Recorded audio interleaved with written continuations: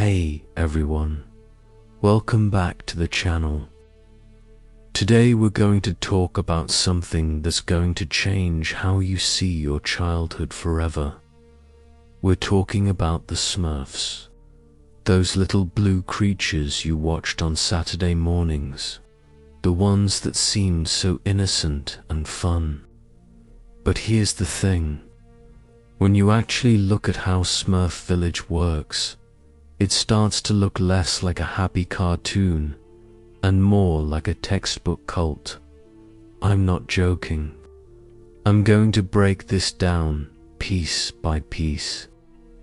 By the end of this video, you're going to see Papa Smurf in a completely different way.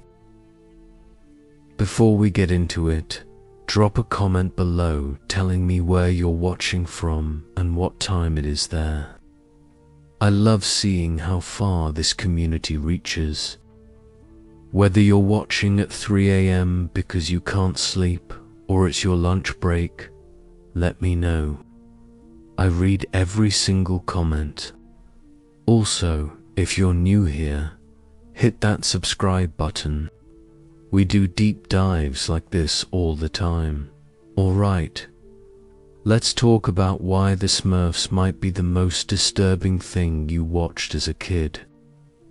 First, we need to understand what a cult actually is. A lot of people throw that word around without really knowing what it means. Experts who study cults have identified specific characteristics that make a group a cult rather than just a regular community or religion. Let me list out the main ones, and then we'll see how the Smurfs match up. 1. A charismatic leader. Cults have one person at the top who everyone follows without question. This leader is seen as special. They have knowledge or power that no one else has. Members believe this leader can do no wrong. 2. Isolation from the outside world. Cult members are kept away from people outside the group. They live separately. They don't interact with outsiders much. This makes them dependent on the group for everything. 3. Us versus them mentality. Cults teach their members that everyone outside the group is bad or dangerous. There's usually one specific enemy that represents everything evil about the outside world. 4.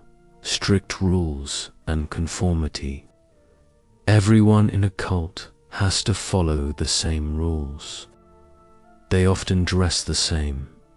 They act the same. Individual identity gets replaced by group identity. 5. Control of information. Members only know what the leader wants them to know. Outside information is limited or forbidden. 6. Exploitation of members. The leader benefits from the work of the members. The members work hard, but the leader gets the rewards. 7. Punishment for leaving or questioning. If someone tries to leave or asks too many questions, they face consequences. This keeps everyone in line. 8. Special language or rituals. Cults often have their own words and practices that separate them from everyone else. 9. Promises of a special purpose or utopia. Cult leaders tell members they're part of something important. They're special. They're building something better than the outside world. 10. Emotional manipulation. Leaders use fear, love, guilt, and shame to control members. Now let's go through each of these and see how the Smurfs measure up. Let's start with the most obvious one. Papa Smurf in Smurf Village. Papa Smurf is the unquestioned leader. Everyone goes to him for guidance. Everyone follows his orders. No one ever challenges his authority. Think about that for a second. In the entire run of the Smurfs cartoon, can you remember a single time when a Smurf said no? Papa Smurf, I think you're wrong, and everyone agreed with them? It doesn't happen. Papa Smurf is 542 years old. He's the oldest Smurf by far. The next oldest Smurfs are around 150 years old. This age gap is important. It means no one can remember a time before Papa Smurf was in charge. No one can imagine the village without him. He's also the only Smurf who knows magic. He has a laboratory where he makes potions and casts spells. No other Smurf is allowed to learn this. When they try, like when Clumsy or other Smurfs mess with his lab, things go horribly wrong. The message is clear. Only Papa Smurf can handle this knowledge. In cult research, this is called esoteric knowledge. The leader has special information that regular members can't access. This makes the leader necessary. Without Papa Smurf, who would protect the village with magic? Who would solve the big problems? No one. They need him. Papa Smurf also dresses differently from everyone else. All the other Smurfs wear white hats and white pants. Papa Smurf wears red. In a community where everyone looks identical, this is huge. It visually separates him from everyone else. It marks him as special. He even has a beard. No other Smurf has a beard. Again, he looks different. He looks wiser. He looks like he deserves to be in charge. Papa Smurf makes all the important decisions. When there's a crisis, the Smurfs don't vote. They don't have a council. They go to Papa Smurf and do whatever he says. This is absolute authority. And here's the really interesting part. Papa Smurf is always right. In episode after episode, his decisions turn out to be correct. When Smurfs ignore his advice, bad things happen. When they follow it, everything works out. This is classic cult leader framing. The leader is wise. The leader knows best. Questioning the leader leads to disaster. Following the leader leads to safety and happiness. Now let's talk about where the Smurfs live. Smurf Village is hidden deep in an enchanted forest. Humans can't find it. The exact location is a secret. The Smurfs almost never leave. Think about the geography here. The village is surrounded by dangers. There's Gargamel's hovel. There are wild animals. There are other threats in the forest. The message is constant. The outside world is dangerous. Stay in the village where it's safe. The Smurfs have everything they need inside the village. They grow their own food. They have their own houses. They have entertainment. They have each other. There's no reason to ever leave. This is textbook cult isolation. Cult experts talk about how isolation serves multiple purposes.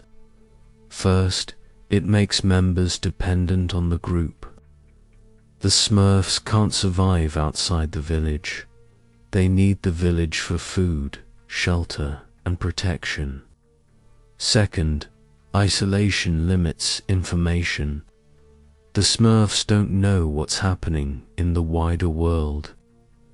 They don't interact with other communities. They only know what happens in their village and what Papa Smurf tells them. Third, isolation makes leaving almost impossible. Where would a Smurf go if they left? They don't know anywhere else. They don't have connections outside. The forest is dangerous. Gargamel is out there. Leaving means death or capture. The rare times Smurfs do leave the village, it's always temporary and always scary. They encounter dangers. They can't wait to get back home. These adventures actually reinforce the isolation. They prove that Papa Smurf was right. The outside world is terrible. The village is the only safe place. There's also the question of how Smurfs come into existence. Baby Smurf was delivered by a stork during a blue moon. This means the Smurfs don't have normal reproduction. They don't have families in the traditional sense. New members come from outside, delivered by magical means. This is strange when you think about it. It means no Smurf has parents among the other Smurfs. No Smurf has children. The only family relationship is between all the Smurfs and Papa Smurf, who acts as everyone's father. This concentrates all parental authority in one person. The isolation extends to romance too. For most of the series, there's only one female Smurf. Smurfette. She was created by Gargamel as a trap. Then Papa Smurf used magic to make her a real Smurf. Later, Society was created. But the point is, normal romantic relationships can't really exist. The Smurfs can't pair off and start families. They can't create their own households separate from the village. The social structure prevents it. Everyone remains equal members of the collective, dependent on Papa Smurf. Every cult needs an enemy, someone to fear, someone who represents everything bad about the outside world. For the Smurfs, that's Gargamel. Gargamel is a human wizard who lives near the forest. He's obsessed with the Smurfs. He wants to capture them. Sometimes he wants to eat them. Sometimes he wants to use them to make gold. His motivations change, but his threat is constant. The Smurfs are taught from the beginning that Gargamel is evil. He's dangerous. He can't be reasoned with. He can't be trusted. Any interaction with him leads to disaster. This creates a powerful us versus them dynamic. The Smurfs are good. Gargamel is bad. The village is safe. The outside world, where Gargamel lives, is dangerous. In cult psychology, having a clear enemy serves several purposes. First, it unifies the group. The Smurfs might have minor disagreements with each other, but they all agree that Gargamel is the enemy. This shared fear brings them together. Second, it justifies the isolation. Why can't the Smurfs leave the village? Because Gargamel is out there. Why do they need Papa Smurf's protection? Because of Gargamel. The enemy makes the restrictions seem reasonable. Third, it explains any problems. If something goes wrong in the village, it's probably Gargamel's fault. He's the source of all evil. Without him, everything would be perfect. Fourth, it discourages leaving. Any Smurf thinking about leaving has to consider Gargamel. He's out there waiting. Leaving the group means facing the enemy alone. Gargamel also represents the entire human world. He's a human. Humans are dangerous. Humans can't be trusted. The Smurfs should stay away from all humans, not just Gargamel. There are rare episodes where the Smurfs interact with humans other than Gargamel. These are usually children or kind-hearted people, but these interactions are always temporary. The Smurfs always return to the village. The lesson is that even friendly humans can't be part of the Smurf community. The separation must remain.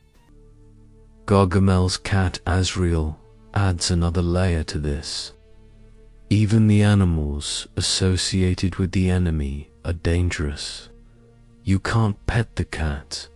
You can't befriend it. Everything connected to Gargamel is a threat. Here's where things get really interesting. Look at the Smurfs. Really look at them. They're all blue. They're all 3 apples tall. They all wear white hats and white pants. Except for Papa Smurf with his red clothes and Smurfette with her dress. They look identical. In any other community, people would look different. Different hair, different clothes, different styles. But in Smurf Village, individuality is stripped away. Everyone conforms to the same appearance. This is a huge red flag in cult identification. Cults often require members to dress alike. They want to erase individual identity and replace it with group identity. You're not a person anymore. You're a Smurf. Your personal history, your unique features, your individual choices, none of that matters. What matters is being part of the group. Now, the show tries to give Smurfs individual personalities. Brainy Smurf is smart. Hefty Smurf is strong. Grouchy Smurf is grumpy. Vanity Smurf is vain. But notice something. These aren't names. They're descriptions. Each Smurf is reduced to a single trait. That trait becomes their entire identity. Think about what this means. In the real world, people are complex. Someone can be smart and strong and sometimes grumpy. People aren't one thing. But in Smurf Village, you are one thing. That's your role. That's your purpose. Brainy Smurf is always trying to be smart. Hefty Smurf is always being strong. They don't grow. They don't change. They don't have complex inner lives. This is another cult tactic. Simplify people. Give them roles. Make them useful to the community in specific ways. Complex individuals ask questions. Complex individuals might challenge the leader. Simple, role-defined members do their jobs and don't cause problems. Also notice that the Smurfs don't have personal possessions or private spaces in any meaningful way. They have their mushroom houses, but these are all basically the same. There's no Smurf with a collection of things. There's no Smurf expressing themselves through their living space. Everything is communal. Everyone is the same. The individual disappears into the collective. Let's talk about how the Smurfs speak. The Smurfs have their own language pattern. They replace words with the word Smurf. They say things like "have a Smurfy day" or let's smurf this, or that's very smurfy. This seems cute. It's part of the show's charm, but look at it from a cult perspective. Cults often develop their own language. They have special terms that only members understand. This serves several purposes. First, it creates an in-group. When you speak Smurf language, you're showing you belong. Outsiders don't talk like this. Only Smurfs talk like this. Second, it makes outside communication harder. If you're used to saying Smurf instead of normal words, talking to non-Smurfs becomes more difficult. This reinforces the isolation. Third, it changes how members think. Language shapes thought. When you have special words for things, you start thinking in those terms. The Smurf language keeps Smurfs thinking like Smurfs. Fourth, it identifies traitors or outsiders. If someone doesn't use Smurf language correctly, they don't belong. This is a quick way to identify who's in and who's out. The word Smurf can mean almost anything depending on context. This is called semantic overloading. It makes the language flexible but also vague. Clear communication becomes harder. Smurfs have to rely on shared understanding and context to know what other Smurfs mean. This shared understanding comes from shared experience, from living in the village, from following Papa Smurf, from being part of the community. An outsider wouldn't understand. This reinforces the divide between Smurfs and everyone else. Now let's look at how Smurf Village actually works day to day. The Smurfs work. They work a lot. Farmer Smurf farms. Baker Smurf bakes. Handy Smurf builds things. Everyone has a job. Everyone contributes to the village. But who benefits?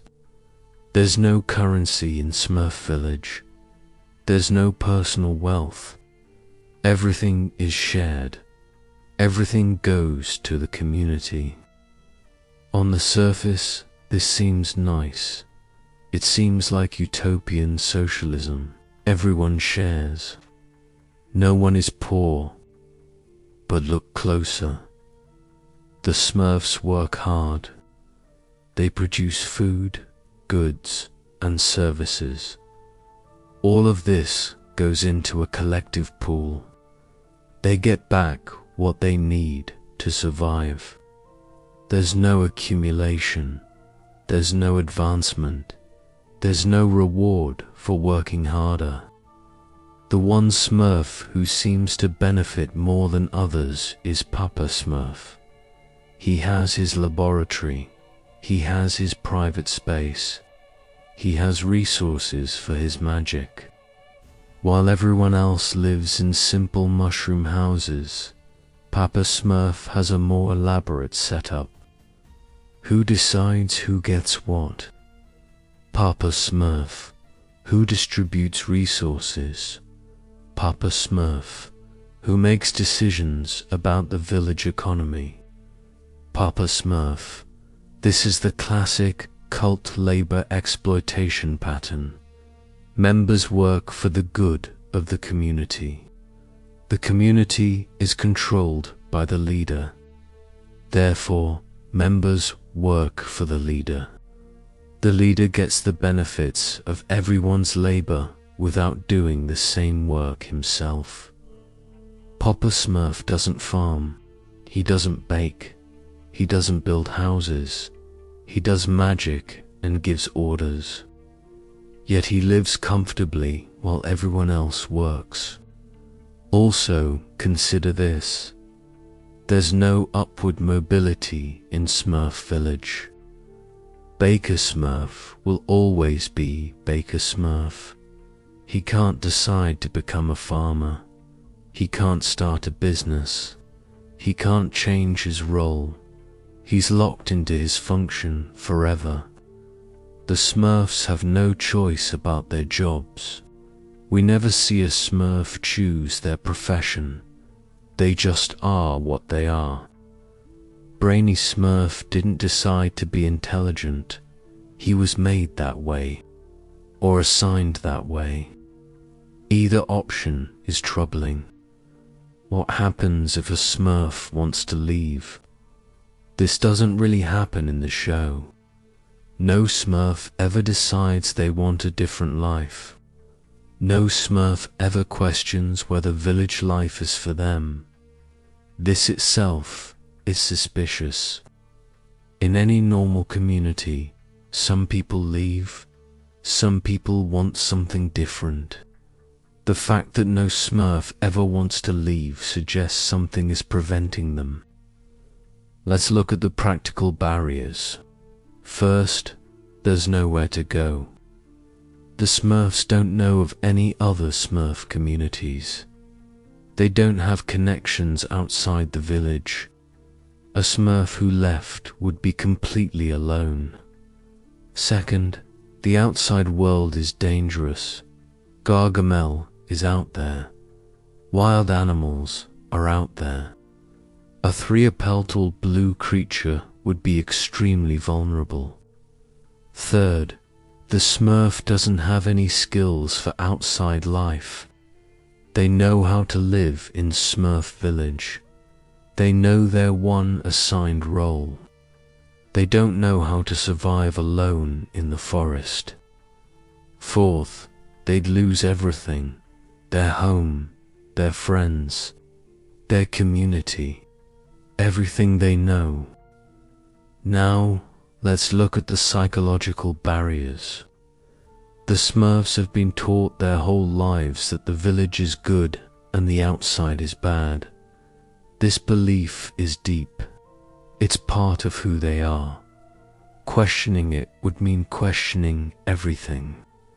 They've also been taught that Papa Smurf is wise and good. Leaving would mean rejecting Papa Smurf. That's almost unthinkable. There's also social pressure. If a Smurf expressed doubts, what would the other Smurfs think? We see this with grouchy Smurf. He complains constantly, but even he never suggests leaving. His complaints are tolerated because they're not actually threatening. Real dissent would be different.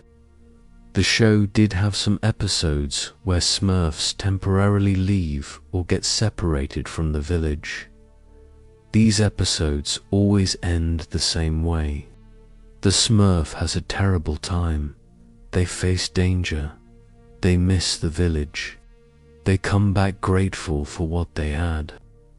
The message is clear. Leaving is a mistake. The village is where you belong. Don't even think about it. Let's talk about Brainy Smurf specifically because he's very important to understanding how the village works. Brainy Smurf is the smart one. He reads books. He quotes Papa Smurf. He tries to give advice. He thinks he knows things. And what happens to him? He gets thrown out of the village. Literally. This is a running gag in the show. Brainy Smurf says something annoying, and another Smurf throws him out of the village. He lands outside, usually on his head. Then he comes back, and it happens again. Haha, funny joke, right? But think about what this actually represents. Brainy Smurf is the Smurf most likely to challenge ideas. He's the one who thinks he knows better. He's the closest thing the village has to an intellectual, and he's constantly punished for it. The message is brutal. If you think you're smart, if you try to share knowledge, If you act like you know something, you get expelled. It's played for laughs, but the underlying threat is real.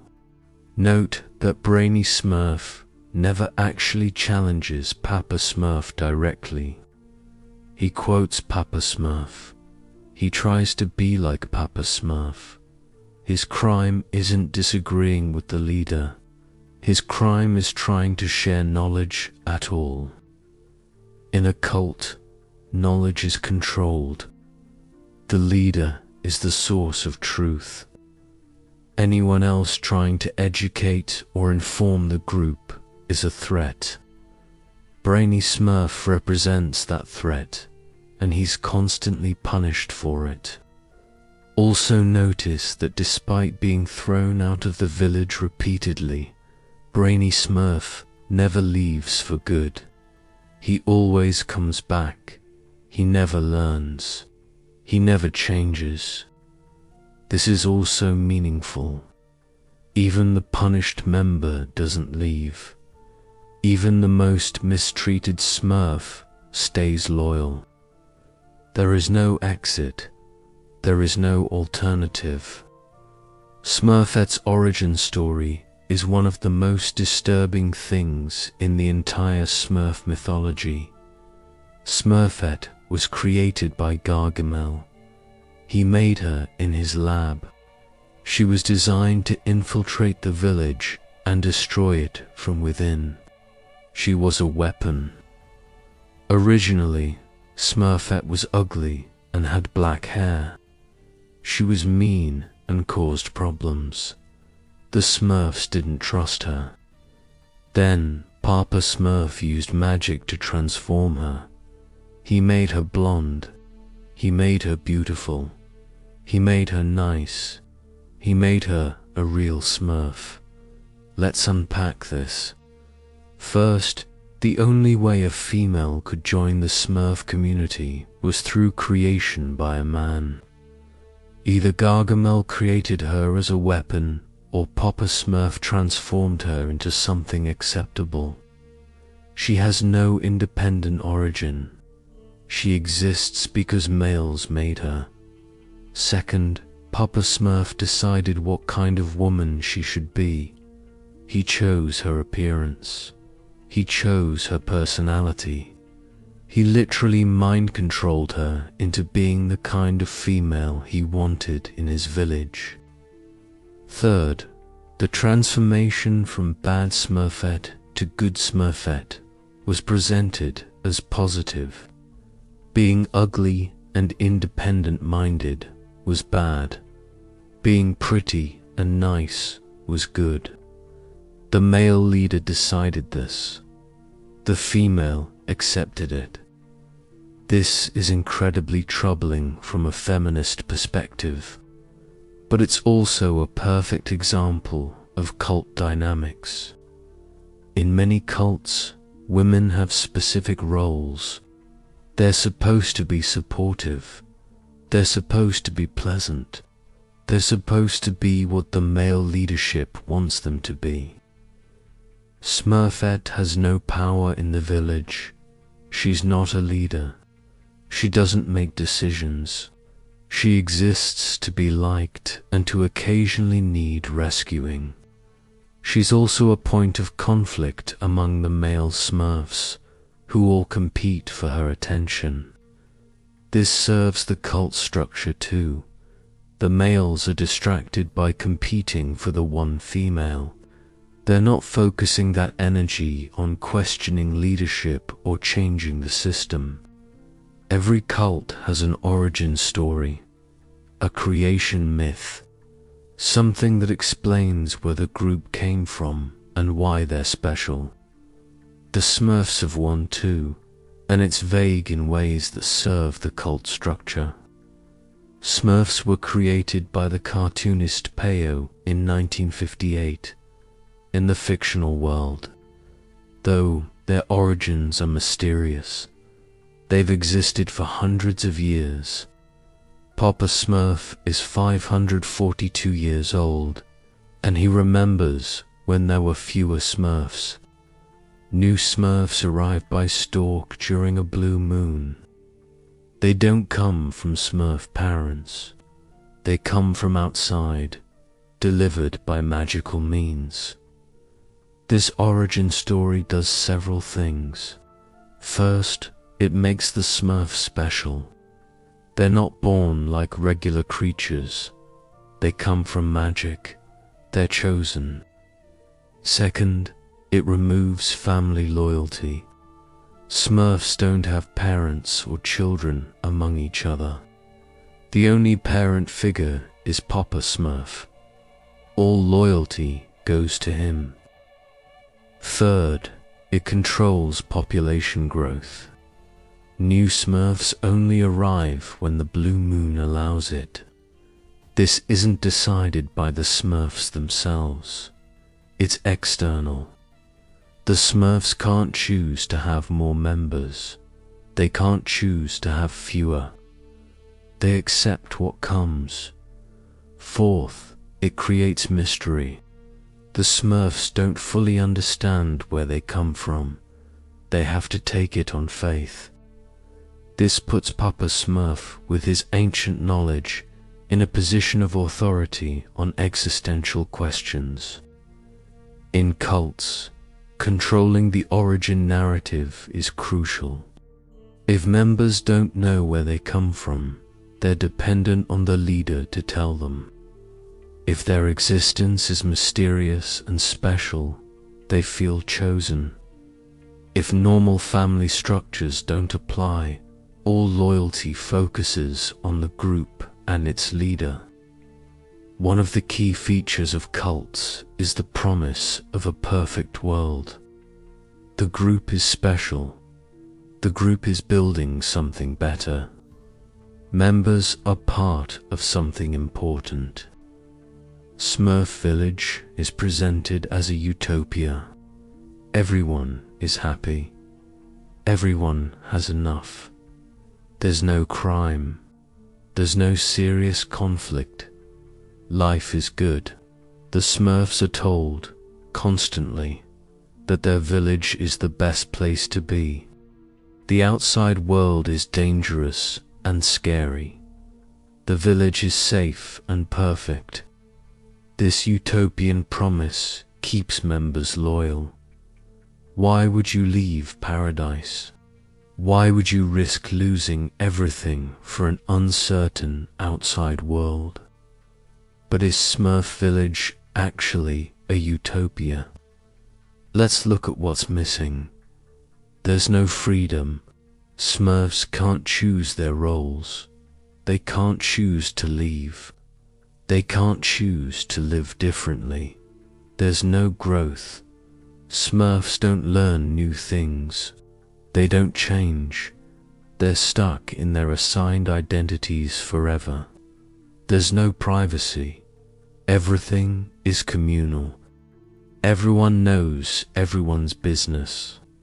Papa Smurf seems to know everything that happens. There's no diversity of thought. Everyone agrees on the important things. Disagreement is punished. There's no meaningful relationships outside the group dynamic. No marriages, no families, no deep one-on-one bonds that might threaten group loyalty. This isn't utopia. This is a controlled environment designed to look like utopia. The happiness is enforced. The perfection is maintained through restriction and surveillance. Real utopia would have freedom. Real utopia would have choice. Smurf Village has neither. Cults control members through emotion. Fear, love, guilt, and shame are all used to keep people in line. Let's look at how this works in Smurf Village. Fear. The Smurfs are constantly afraid of Gargamel. This fear is reinforced regularly. Episodes often feature threats from Gargamel. The Smurfs learn that danger is always close. Only the village, only Papa Smurf, can protect them. Love the Smurfs. Love Papa Smurf. They love each other. This love is genuine but also serves control. If you love the group, you won't leave. If you love Papa Smurf, you won't question him. Guilt. When Smurfs make mistakes, they feel guilty. They've let down Papa Smurf. They've endangered the village. This guilt reinforces obedience. Don't make mistakes. Follow the rules. Shame. Smurfs who act differently are shamed. Brainy Smurf is mocked and thrown out. Grouchy Smurf is tolerated but seen as problematic. Vanity Smurf is laughed at. The message is clear: conform or be embarrassed. There's also the emotional manipulation of inclusion and exclusion. Being a Smurf means being part of the group. It means being accepted. It means belonging. The threat of losing this belonging is powerful. If you don't act like a Smurf, are you really a Smurf? If you question the village, do you deserve to be here? This emotional pressure keeps everyone in line without Papa Smurf having to use direct force. The Smurfs police themselves. They conform because they want to belong. They obey because they're afraid of not belonging. In Smurf Village, information is tightly controlled. Papa Smurf has books. Papa Smurf has knowledge. Papa Smurf has magic. The other Smurfs don't have access to these things. When Smurfs try to access Papa Smurf's knowledge, bad things happen. Potions explode. Spells go wrong. The lesson is clear. Don't mess with Papa Smurf stuff. Leave the knowledge to him. The Smurfs also don't have access to outside information. They don't know what's happening in the human world. They don't know if other Smurf communities exist.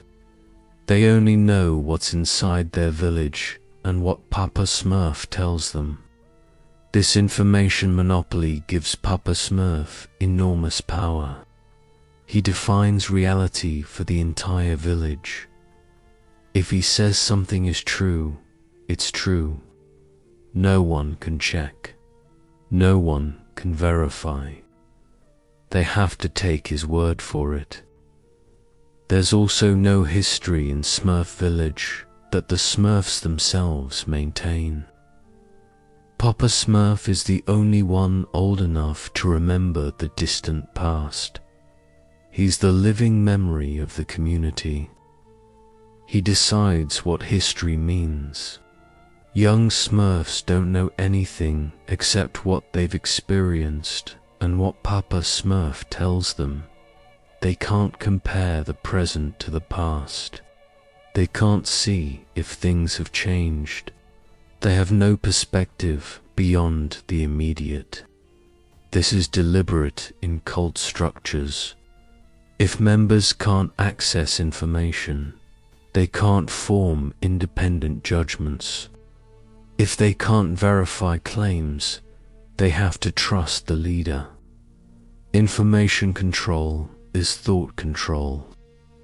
Cults often have rituals that bind members together and reinforce group identity. The Smurfs have rituals too. They celebrate together. They sing together. They dance together. These communal activities create bonding and reinforce the sense of belonging. The Smurf song is important here. That la la la la la la song they're always singing. It's catchy. It's simple. It's something they all do together. Singing creates emotional connection.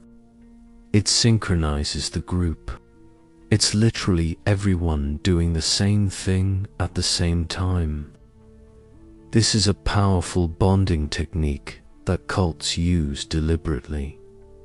The Smurfs also have communal meals. They celebrate harvests. They have festivals.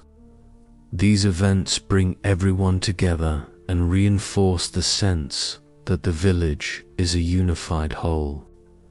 What the Smurfs don't have is private ritual. There's no individual spiritual practice. There's no private meditation. Everything is communal. Everything is shared. This means there's no space for individual development, no space for private thought, no space for questioning the community's values. Everything is public. Everything is group. Rituals also take time. Time spent singing and dancing and celebrating is time not spent thinking or questioning. Busy members are compliant members. If you're always doing something, you don't have time to wonder if you should be doing something else. Let's look at some specific Smurfs and how their non-conformity is handled. Grouchy Smurf. Grouchy doesn't like things. He complains. He says I hate whatever constantly. This is his entire personality. But notice, Grouchy never does anything about his complaints. He hates things, but he stays. He participates. He follows the rules. His grouchiness is verbal only. It's not action. The village tolerates Grouchy because he's not actually a threat. He lets people vent vicariously through him. He provides the illusion that dissent is allowed. But real dissent isn't allowed. Grouchy's safe, toothless complaints are allowed. Vanity Smurf. Vanity is obsessed with himself. He carries a mirror everywhere. He thinks he's beautiful. Vanity is mocked for this. His self-focus is treated as silly. The message, don't think you're special. Don't focus on yourself. Focus on the group. Individual identity is discouraged. Self-importance is laughed at. Vanity Smurf is a cautionary tale. Lazy Smurf. Lazy sleeps all the time. He doesn't work hard. He doesn't contribute as much as other Smurfs. Lazy is tolerated but not respected. He's seen as failing in his duty to the community. The message, work hard, contribute, don't slack off. Jokey Smurf. Jokey plays pranks. He gives people exploding presents. He causes minor chaos. Jokey's pranks are annoying but harmless. They're tolerated as long as they don't threaten the real structure. When things get serious, Jokey falls in line like everyone else. Each of these Smurfs represents a type of non-conformity, and each type is handled in a way that neutralizes its threat. Mocking, tolerating, or containing the behavior without ever actually addressing the underlying system. No Smurf is allowed to be nonconformist in ways that matter. They can have quirks, they can have personality traits, but they can't challenge the fundamental structure. Baby Smurf arrived during a blue moon. He's a baby. He'll grow up in the village. Think about what baby Smurf's life will be like. He'll never know anything except Smurf Village. He'll be raised by the community. He'll learn from Papa Smurf. He'll be taught the Smurf language the Smurf values, the Smurf way of life. He'll learn that Gargamel is the enemy. He'll learn that the outside world is dangerous. He'll learn that Papa Smurf is wise and good. He'll learn that the village is the best place to be. He'll never question these things because he'll never experience anything different. They'll just be facts. They'll be how the world is. This is indoctrination. This is how cults perpetuate themselves. They raise children inside the system, and those children never develop the outside perspective needed to question the system. Baby Smurf didn't choose to be a Smurf. He didn't choose to live in the village. He didn't choose Papa Smurf as his authority figure.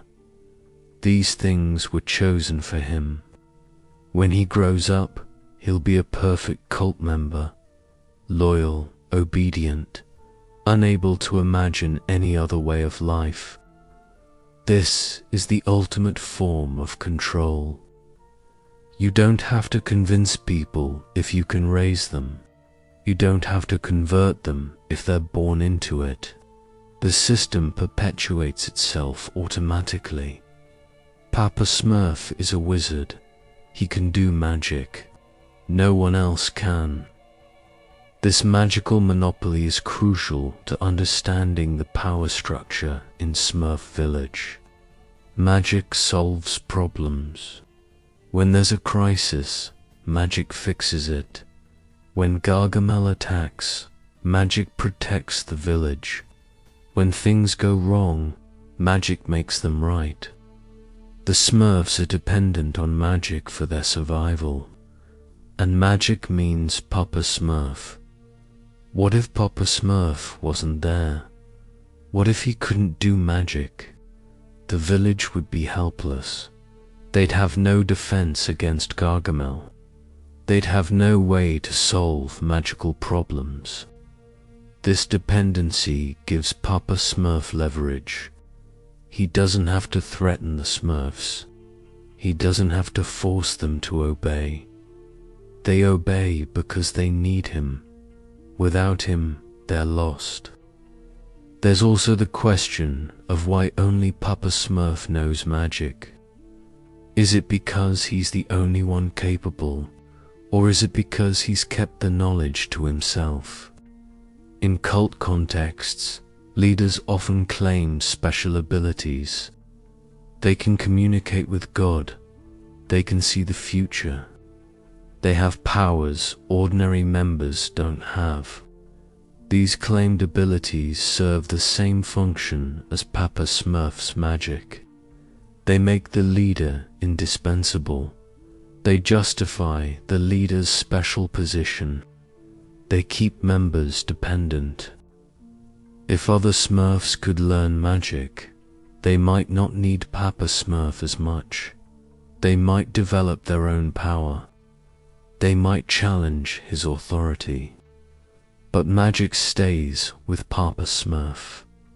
The monopoly is maintained. The dependency continues. What happens when a Smurf does something really wrong? In most episodes, mistakes are corrected and forgiven. The Smurf learns a lesson. Everything goes back to normal. But the lessons are always the same. Follow the rules. Listen to Papa Smurf. Don't try to be independent. Don't explore outside the village. Don't mess with things you don't understand. The rehabilitation in Smurf Village isn't about helping the individual. It's about bringing them back into conformity. It's about restoring the status quo. There's never any questioning of whether the rules themselves are right. If a Smurf broke a rule and bad things happened, the rule must be correct. The Smurf was wrong to break it. The system is never at fault. This is circular reasoning. The rules are right because bad things happen when you break them. But who decided what counts as bad? The leader who made the rules. In cults, punishment serves multiple purposes beyond correcting the individual. It's a public demonstration. It shows other members what happens when you step out of line. It reinforces the rules for everyone, not just the person being punished. Every time Brainy Smurf gets thrown out of the village, every other Smurf sees it. They learn. Don't be like Brainy. Don't act like you know things. Don't try to teach others. The punishment doesn't have to be severe to be effective. Mockery, social exclusion, and minor humiliation are often enough. The threat of losing belonging keeps people in line. The Smurfs seem to have freedom. They walk around. They talk to each other. They have different personalities. They're not in chains. But do they have real choices? Can a Smurf choose not to work? No. Everyone has to contribute. Can a Smurf choose to leave? No. There's nowhere to go. Can a Smurf choose to challenge Papa Smurf? No. That's unthinkable. Can a Smurf choose a different role? No. You are what you are. Can a Smurf choose to live differently? No. Everyone lives the same way. The freedom in Smurf Village is an illusion. It's freedom within very tight constraints. You can choose which mushroom house to visit. You can choose what to say. But you can't choose anything that matters. This is how cults work. They often allow surface freedoms while controlling the things that actually matter. Members feel free because they can make small choices, but the big choices are already made for them. The Smurfs don't feel oppressed because they've never known anything else. They don't know what real freedom looks like. They think their limited choices are all there is. This is the most effective form of control. People who feel free don't resist. People who think they have choices don't rebel. Keep the cage invisible, and the prisoners don't try to escape. Let's compare Smurf Village to some real-world cult characteristics from the BITE model, which stands for behavior, information, thought, and emotional control. Behavior control.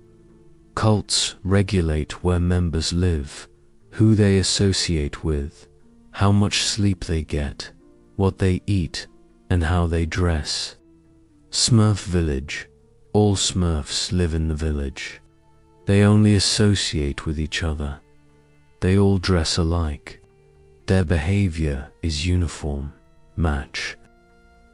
Information control. Cults restrict access to outside information, discourage questions, and have the leader as the only source of truth. Smurf Village. No outside information. Questions are discouraged. Papa Smurf has all the knowledge. Match. Thought control. Cults used loaded language, discouraged critical thinking, and replace individual identity with group identity. Smurf Village. Smurf language. No questioning of Papa Smurf. Individual identity replaced by role identity. Match. Emotional control. Cults use fear, guilt, and love to control members. They make members afraid to leave. Smurf Village. Fear of Gargamel. guilt when breaking rules, love for the community. No one ever leaves. Match, the Smurfs hit every category of the bite model. By standard cult analysis, Smurf Village qualifies. Now, I want to be clear about something. The creators of the Smurfs probably didn't intend to make a cult. They were making a children's cartoon. They wanted it to be simple and fun.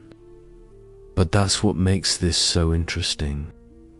The Smurfs naturally fell into cult patterns because those patterns are easy to write. A wise leader who's always right. A simple community where everyone has a role. A clear enemy to unite against. No complex questions about freedom or choice.